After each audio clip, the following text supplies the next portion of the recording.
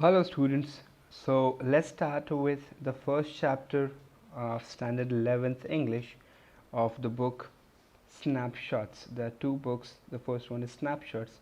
So as I promised, let's start with the first chapter. The name of the chapter is The Summer of the Beautiful White Horse. Summer मतलब गर्मी का मौसम, beautiful सुंदर सफ़ेद घोड़ा. So as the name suggests, you will it'll mostly be about a horse, about the summer, and about Armenia. And as I informed you in the last video that Armenia is a country, it's an Asian country. Okay, so let's listen to the story and try to understand it. I'll be reading it in English and explaining it in Hindi again. So the first thing says, this story is about two poor Armenian boys who belong to a tribe whose hallmarks are trust and honesty. तो ये जो कहानी है ये दो गरीब Armenian बच्चों की है जो कि अर्मीनिया जो देश है वहाँ रहते हैं, जो एक ऐसे कबीले से बिलोंग करते हैं, एक ऐसे कबीले के हैं जिनकी निशानी क्या है? ट्रस्ट मतलब भरोसा और ईमानदारी.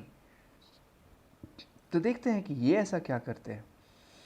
One day back there, in the good old days when I was 9 and the world was full of every imaginable kind of magnificence, and life was still a delightful and mysterious dream, my cousin Murad, who was considered crazy by everybody who knew him except me, came to my house at 4 in the morning and woke me up tapping on the window of my room.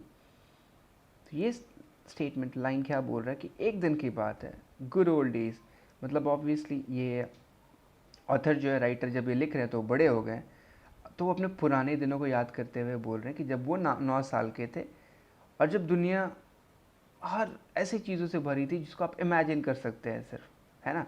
जब आप बच्चे रहते हैं 9 साल 10 साल 11 साल तो आप बहुत सारी चीज़ें सोचते हैं, बहुत सारी चीज़ों के बारे में इमेजिन करते हैं, सोचते हैं, ठीक है. And life was still a delightful and और जीवन जो है अभी भी एक डिलाइटफुल मतलब बहुत सुंदर और मिस्टीरियस मतलब रहस्यमय सपना था.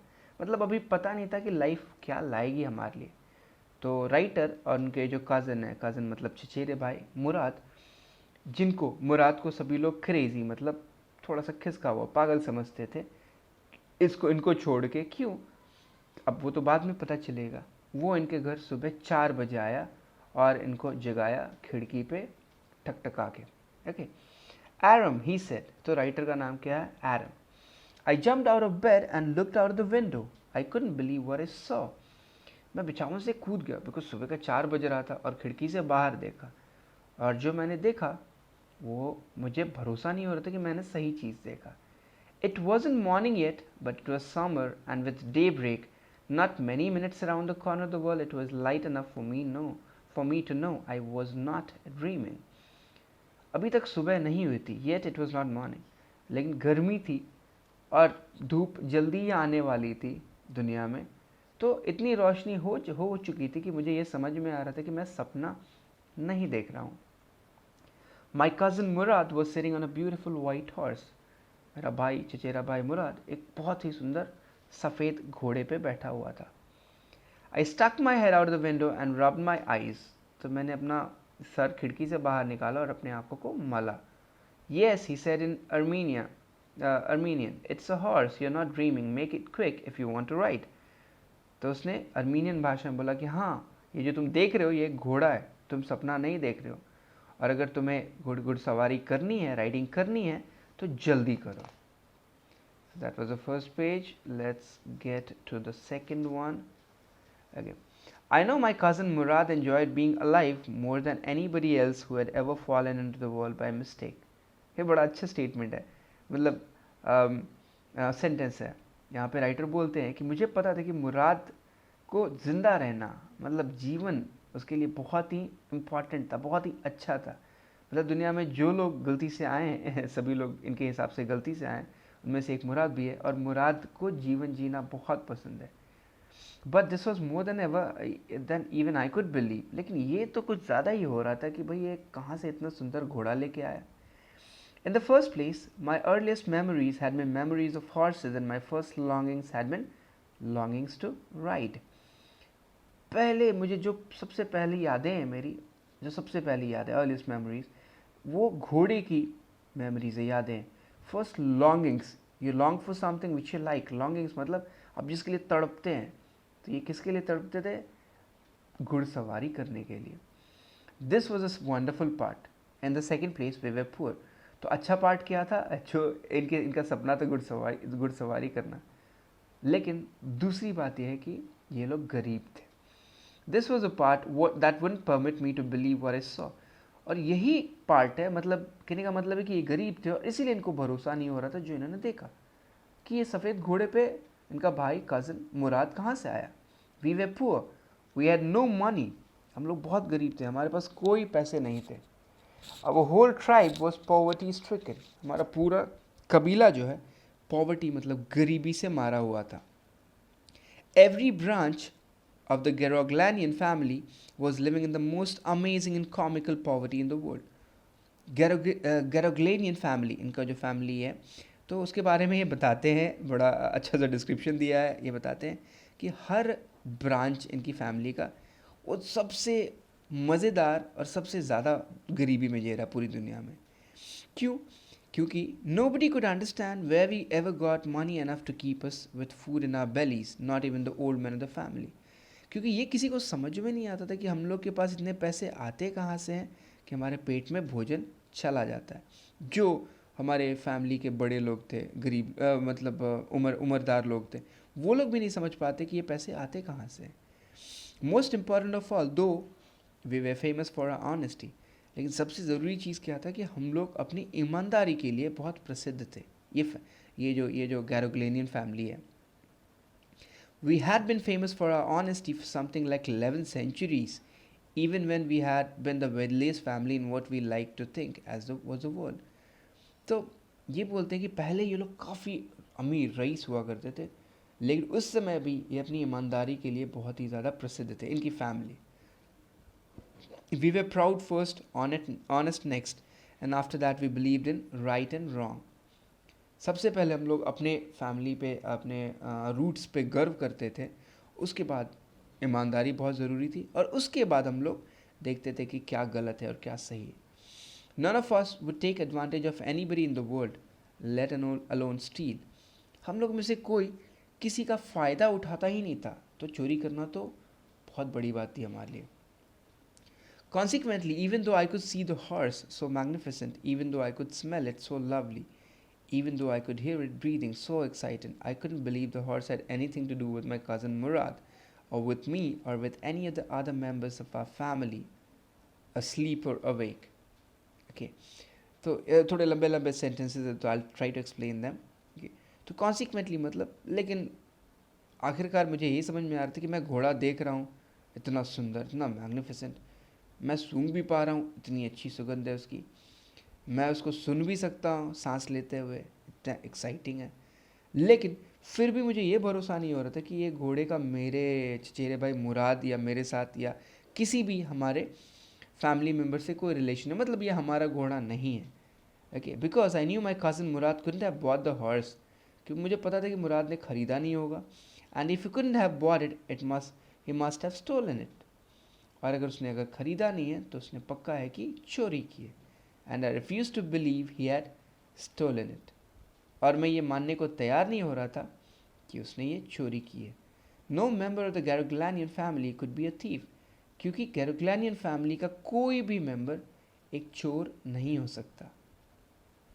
I stared first at my cousin and then at the horse. There was a pious stillness and humor in each of them, which on the one hand delighted me and on the other hand frightened me. Okay, तो एक पहले मैंने अपने भाई को घूरा और फिर घोड़े को घूरा। स्टेड का मतलब घूरा, और एक पायस मतलब बहुत ही पवित्र शांति थी। एंड ह्यूमर मतलब मुझे देख के हंसी आ रही थी कि ये लोग दोनों कि बहुत अच्छे लग रहे, बड़े सुंदर लग रहे हैं। तो एक तरफ तो मुझे बहुत खुशी हो रही थी, आई वॉज डिलाइटेड, और दूसरी तरफ मुझे डर भी लग रहा था। Murad, I said, where did you steal this horse? मैंने बोला, मुराद तुमने ये घोड़ा कहाँ से चुराया? Leap out the window, he said, if you want to ride. उसने सीधा जवाब दिया, खिड़की से बाहर कूदो अगर तुम्हें घुड़सवारी करनी है। It was true then, he had stolen the horse, there was no question about it. तो मतलब कि ये सही था, उसने घोड़ा चुराया है। इसके बारे में कोई सवाल नहीं किया जा सकता। He had come to invite me to ride or not as I chose. उसने मुझे निमंत्रण देने आया था कि मैं घुड़सवारी करूं या नहीं, जैसा मेरी मर्जी। Well, it seemed to me stealing a horse for a ride was not the same thing as stealing something else such as money. तो अब राइटर भी उस समय छोटे थे, तो उनको भी ये लगा कि भाई घोड़ा चुराना घुड़सवारी के लिए ये उतना ज़्यादा गलत नहीं है जितना कि पैसे चुराना है। For all I knew may be it wasn't stealing at all, और जितना मेरी समझदारी थी मुझे तो लगता था कि ये चोरी है ही नहीं। If you crazy about horses the way my cousin Murad and I way, it wasn't stealing. अगर तुम घोड़ों के बारे में पागल हो, मतलब उनके बारे में हर चीज़ जानना चाहते हो, तो फिर ये चोरी थी ही नहीं। जैसे क्योंकि मैं और मेरा भाई मुराद दोनों हम लोग घोड़ों के बारे में पागल थे। It would not become stealing until we offered to sell the horse, which of course I knew we would never do. और ये चोरी तब तक नहीं होती जब तक कि हम घोड़े को बेचना न चाहते हैं, जो मुझे मालूम है कि हम लोग दोनों में से कोई नहीं करेगा। Let me put on some clothes, I said. तो मैंने बोला कि रुको, मुझे कपड़े पहने दो। All right, he said, but hurry. उसने बोला ठीक है, लेकिन जल्दी करो। I leaped into my clothes मतलब जल्दी मैं अपने कपड़ों के अंदर घुस गया, मतलब कपड़े जल्दी पहन लिए। I jumped down to the yard from the window and leaped up onto the horse behind my cousin Murad. मैं कूद के आंगन में गया खिड़की से, और घोड़े के यार्ड मतलब सॉरी नॉट आंगन, पीछे वाला एरिया, और जल्दी से मुराद के पीछे मैं घोड़े पे बैठ गया। That year we lived at the edge of the town on Walnut Avenue. उस साल हम लोग टाउन के शहर के एकदम किनारे में रहते थे। जगह का नाम था walnut Avenue. Behind our house was a country, vineyards, orchards, irrigation ditches and country roads. हमारे घर के पीछे गांव वाला क्षेत्र था। विनयार्ड्स मतलब ग्रेप्स के जो ये थे, जो वाइन बनता है, ऑर्चर्ड्स फल फूल के पेड़ पौधे, इरिगेशन डिचेस मतलब कैनाल्स, नहर, और गांव वाले रोड थे। Less than 3 minutes we were on Olive Avenue and then the horse began to trot. 3 minute के अंदर हम लोग ऑलिव एवेन्यू पे थे और घोड़ा अब बहुत तेज़ी से चल रहा था, ट्रॉट कर रहा था। The air was new and lovely to breathe. हवा जो है वो एकदम सुबह की हवा थी, तो बहुत अच्छा लग रहा था सांस लेने में। The feel of the horse running was wonderful. घोड़े की दौड़ने का जो फीलिंग था, वो एहसास था, वो बहुत ही अच्छा था। My cousin Murad, who was considered one of the craziest members of family, began to sing. I mean he began to roar. तो मेरा चचेरा भाई मुराद, जिसको हमारे फैमिली का एक क्रेजी मेंबर, थोड़ा सा खिसका हुआ इंसान समझा जाता है, वो गाना गाने लगा। गाना गाने का मतलब है वो ज़ोर से दहाड़ने लगा। Every family has a crazy streak in it somewhere, and my cousin Murad was considered the natural descendant of the crazy streak in our tribe. Her family में, परिवार में एक ऐसा जनरेशन, एक ऐसे लोगों का लाइन चला आता है, स्ट्रीक चला आता है, जो कि थोड़े से खिसके हुए थे। और मेरा कज़न जो है, चचेरा भाई मुराद, उसको नेचुरल डिसेंडेंट माना गया था, मतलब कि वो नेचुरली थोड़ा सा खिसका हुआ था। Okay, before him was our uncle Khosrove. उससे पहले कौन थे? इसके चाचा Khosrove, an enormous man with a powerful head of black hair, the largest moustache and the San Joaquin valley. इतने बड़े थे, एनॉर्मस मैन मतलब बहुत बड़े से इंसान, विद अ पावरफुल हेड, बहुत ताकतवर उनका सर था, काले बाल थे, और सैन हुआक्विन वैली जो वहाँ पे एक एरिया है, उसमें उनकी मूछें सबसे बड़ी थी। A man so furious in temper, so irritable, so impatient that he stopped anyone from talking by roaring. It is no harm, pay no attention to it. एक आदमी इतने गुस्से वाले थे और इतने जल्दी इरिटेट होते थे, और इतने उनके पेशेंस की कमी थी कि वो किसी चीज़ को भी दहाड़ के रोक देते थे। इसमें कोई दिक्कत नहीं है, इस पर ध्यान मत दो। Okay, so for this section will stop here and I will be putting in videos for the rest of the 2 sections. इसको 3 सेक्शन में चैप्टर को बांटेंगे और 2 सेक्शंस में जल्दी ही वीडियोस डालूंगा। Please write down in the comment section क्या ठीक है, क्या अच्छा नहीं है। Okay, I understand the video quality might not be that great, but please tell me about the voice quality, आप समझ पा रहे हो कि नहीं। और मैं हार्ड वर्ड्स का मीनिंग भी आपको बताऊंगा चैप्टर से रिलेटेड, उसके लिए एक अलग वीडियो होगी। Thank you for listening to me, have a great day, take care.